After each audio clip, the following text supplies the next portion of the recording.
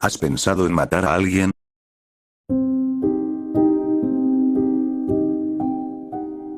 Aunque suene inquietante o raro, la realidad es que es relativamente normal. Entiendo que pueda parecer inquietante el hecho de que alguien cercano a ti haya pensado en hacerte algo, o incluso que seas tú el que lo haya imaginado. Sin embargo, en la mayoría de ocasiones esto nunca se lleva a cabo, y no pasa de ser un pensamiento extremo que alguna vez pasó por la cabeza de alguien. Pero ahora te haré otra pregunta. ¿Has pensado en comerte literalmente a alguien? Para ti puede parecerte una aberración, pero para otros, la idea de matar a alguien, y luego cortar en pedazos cada parte de su cuerpo para ingerirla en su propio menú, es, ya no solo una fantasía, sino algo que terminaron experimentando por su cuenta. Pero, como siempre, queda la duda de por qué lo hicieron. Porque podría ser deseable o hasta excitante la acción de tener entre tus dientes y lengua la carne de otro ser humano.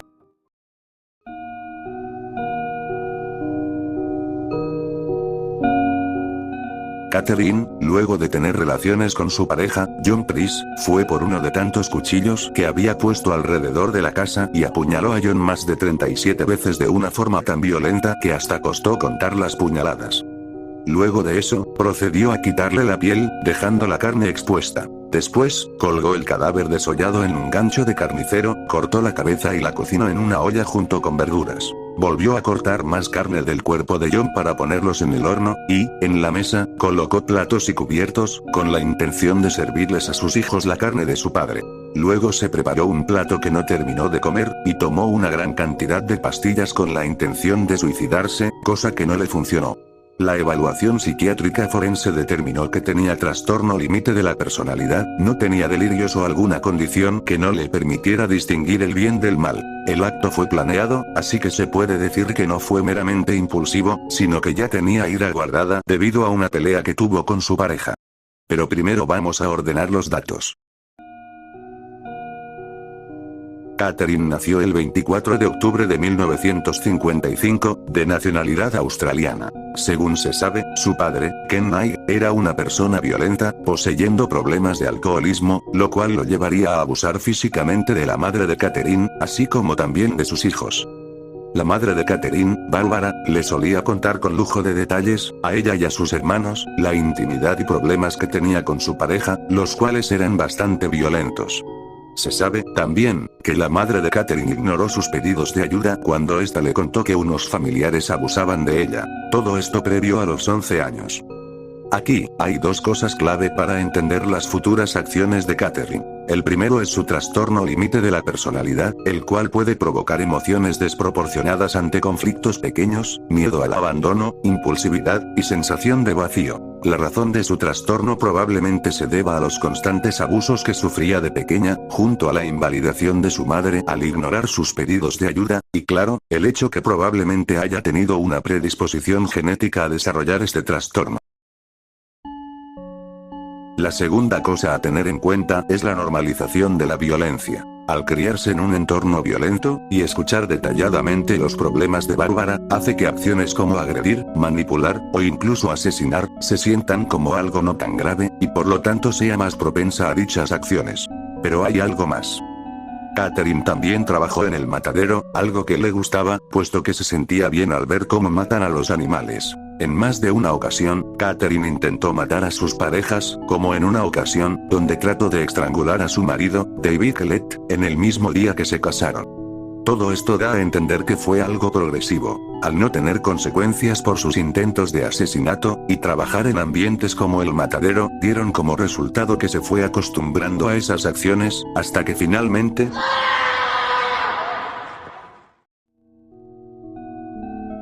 No es posible afirmar la razón del por qué cometió canibalismo, pero tras todo esto, queda claro que el detonante fue la ira. John se negaba a hacer varias cosas que Catherine le pedía, como casarse, cambiar su testamento y, también se negó a dejarla vivir con él, debido a que este ya había notado el comportamiento tan extremo de Catherine. Esta y varios conflictos más, hicieron que ella fuera acumulando ira, la cual finalmente soltaría luego de asesinarlo. Comérselo, probablemente, fue como intento de castigar, o humillar a John, incluso después de la muerte. Sin embargo, aunque pueda parecer obvio que las personas puedan reaccionar de forma exagerada por emociones como la ira, hay veces en las que esa lógica se rompe.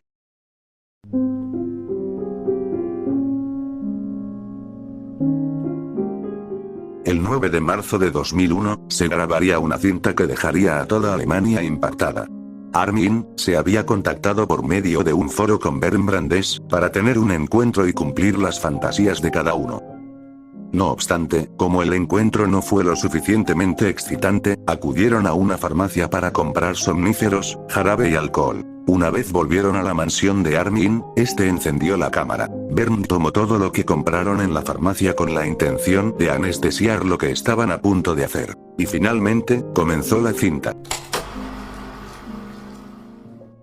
Armin procedió a cortar el miembro de Bernd, para luego cocinarlo e intentar comérselo entre los dos. Meiwes, luego de que Bernd perdiera sus signos vitales tras agonizar, procedió a cortar en pedazos el cuerpo, para luego ingerirlo en un plato acompañado de un vino. Así se mantuvo durante meses, consumiendo más de 20 kilos de la carne de Bernd. Luego de un tiempo, el 10 de diciembre de 2002, sería arrestado. No había psicosis presente. El acto fue planificado, aunque consensuado. Poseía falta de empatía emocional. Tenía vorafilia, que es la fantasía sexual de comer o ser comido por, o a otro. También se sabe que era alguien aislado, con pensamientos de soledad persistente. Meiwes demostró tener más una empatía cognitiva que emocional, es decir, que sabía lo que había hecho, y reconocía que estaba mal, pero no se sentía tan culpable por eso. No obstante, esta falta de empatía podría deberse a que el acto fue consensuado, ya que Bernd tenía esa parafilia de ser comido. Para los que ya han escuchado del caso, sabrán que a Meiwes le gustaba esa sensación de unión al comerse a otro. Para él, el canibalismo era una forma en la que el otro pasaba a ser parte de ti, y por lo tanto ambos se unían en uno solo. Pero, aquí la verdadera pregunta es, ¿por qué? ¿Por qué Meiwes desarrolló esa idea de comer a alguien? ¿Por qué otros no llegan a eso? Bueno, no te puedo dar una respuesta absoluta para todos los casos, pero podríamos teorizar algo. Armin era una persona muy solitaria, sensación que aumentaba más cuando tenía un espacio tan grande como una mansión, para una sola persona como él. La soledad fue relativamente constante a lo largo de su vida, pero, en esa soledad quizá recordaba algo que vio en su infancia. Era el cuento de Hansel y Gretel. A él le encantaba ese cuento, donde una bruja intenta engordar a dos niños para comérselos. Quizá, en sus momentos de soledad, esa historia resonaba en su cabeza, hasta que lentamente se fue mezclando con sus fantasías eróticas, y terminó volviéndose un deseo de unión para darle fin a esa soledad que le pesaba. Pero, aunque parezca perturbador que alguien fantasee con cosas así, a veces, esa fantasía no es para nada erótica.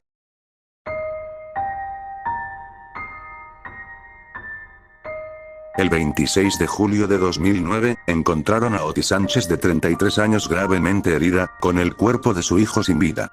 Resulta que Oti, en medio de un episodio psicótico, utilizó un cuchillo de cocina y una espada ceremonial para atacar a su bebé brutalmente, cortando partes del infante, incluyendo la cabeza. Se comió la nariz, los dedos y el cerebro.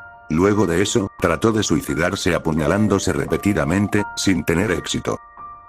Oti, desde pequeña, ya había sido diagnosticada con esquizofrenia paranoide, por lo que esta vez sí hablamos de un episodio psicótico. El acto no fue planificado, y fue provocado por delirios. Además de eso, también se sabe que tenía psicosis postparto, lo cual empeoró los delirios de la esquizofrenia.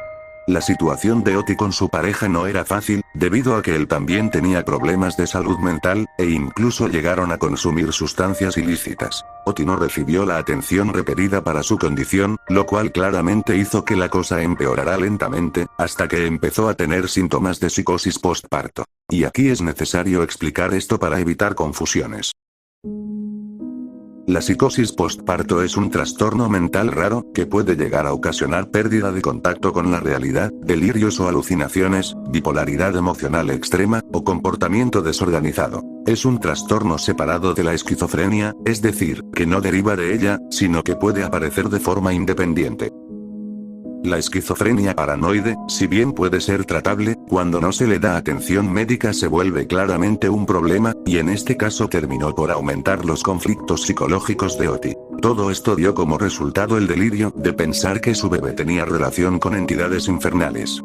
En esta ocasión, el canibalismo quizá fue un intento de destruir esa maldad que ella, en su delirio, pensaba que tenía su hijo. Si te preguntas por qué luego trató de suicidarse, fue probablemente por un cambio brusco en su delirio, es decir, que puede que pasara de pensar que su bebé es maligno, a pensar que ella es culpable, o probablemente haya tenido un momento de lucidez donde se dio cuenta de lo que hizo.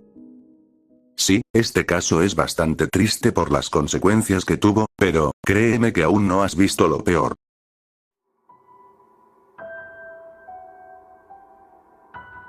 Hasta ahora hemos visto personas cuyas acciones fueron impulsadas por la ira, fantasías, y pérdida de contacto con la realidad. Sin embargo, a quien les muestro en pantalla es, no solamente un caníbal, sino que también una de las personas más perversas de las que se tenga registro. Albert Fish se ganó ese título debido a la cantidad de parafilias y atrocidades que cometía, incluso más que una persona de la cual ya hablé en un video anterior. En 1934, se envió una carta a la familia Wood, más específicamente a la madre. Aquí, Albert con una tranquilidad inquietante, contó cómo fue que se comió a su hija. Aunque su acto fue cruel, ese sería el último que haría. Gracias a la carta, la policía lograría hacer una investigación que daría con el paradero de Albert, quien fue sentenciado a la silla eléctrica. El principal motivo de sus acciones era el sadomasoquismo, que es un patrón psicológico en el cual se siente satisfacción o placer por el dolor propio o ajeno, aunque aquí era un rasgo mucho más extremo. Cabe mencionar que también tenía más parafilias presentes. Presentaba delirios, aquén de forma parcial, ya que no se desligaba tanto de la realidad como el caso de Oti. Era lo suficientemente capaz para pasar desapercibido. Tenía más empatía cognitiva que empatía emocional. Se sabe que desde pequeño era golpeado y humillado por sus compañeros del orfanato, pero, lejos de sentirse desesperado o atrapado en la situación que estaba viviendo, él esperaba ansioso dichos maltratos, disfrutando de ellos. Ya de grande, solía someterse a diferentes torturas a sí mismo, y hasta llegó a convivir durante mucho tiempo con gran cantidad de agujas incrustadas en la pelvis. En sus pertenencias personales se le incautaron varios escritos sueltos, en los cuales habían vivencias personales y recetas de cómo preparaba la carne de sus víctimas, incluyendo también qué partes le gustaban y cuáles no. Si bien, solo tiene 3 víctimas confirmadas, se piensa que pudieron haber sido muchas más, y hasta ronda la cifra de 100 niños abusados por él. La razón de su canibalismo fue probablemente por varios factores, teniendo como eje el sadomasoquismo ya antes mencionado, es decir, le gustaba dominar y torturar a sus víctimas. Este caso es mucho más complejo de lo que podría abordar ahora, así que, si se da la oportunidad, estaré trayendo un video aparte hablando únicamente de este hombre, su historia, metodología y psicología, de forma más detallada por si les interesa. Mientras tanto, podríamos decir que Albert Fish, por lo menos hasta donde sé, es el caníbal más perverso que haya conocido jamás. Todo lo anteriormente mostrado son análisis resumidos sobre ciertos factores que influyeron en las acciones de varias personas, mas no son la norma, ni tampoco causas únicas, puesto que para poder analizar de mejor forma a criminales como estos, se debe hacer un video más largo para cada uno en específico. El canibalismo es una práctica que hasta el día de hoy se aplica en ciertos contextos específicos, como en culturas, supervivencia, personas con trastornos o fetiches como ya vimos. Para desgracia de algunos y para fascinación de otros, siempre habrá un descontrolado, un perverso o un sádico, esperando a satisfacer sus impulsos. Guste o no, son personas que existen, existieron, y seguirán existiendo.